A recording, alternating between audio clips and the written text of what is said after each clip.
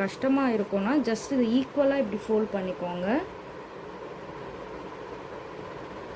ஈக்குவலாக ஃபோல்ட் பண்ணி இந்த மார்க் பண்ண இடத்துல இந்த சிசரை வச்சு ஜஸ்ட் ஒரு லேஸாக ஒரு கட்டு. இது வந்து ஆல்ரெடி வந்து நம்ம ஃபோம் வச்சு ஸ்டிச் பண்ணதான். ஸோ இதில் வந்து 3 பீஸ் இருக்கும். ஒரு மெயின் கிளாத், ஒரு ஃபோம் அண்ட் தென் ஒரு லைனிங் கிளாத் இருக்கும்.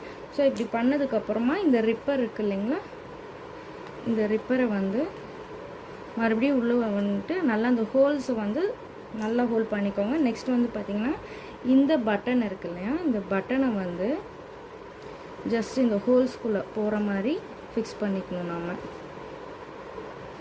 இப்போ பாருங்கள், இந்த ஹோல் வழியாக போயிட்டு இந்த மேக்னெட் வந்து இங்கே ஃபிக்ஸ் ஆகிடுச்சு. நெக்ஸ்ட்டு வந்து பார்த்திங்கன்னா இந்த மாதிரி கிளிப்ஸ் இருக்கும், 2 கிளிப்ஸ் இருக்கும்.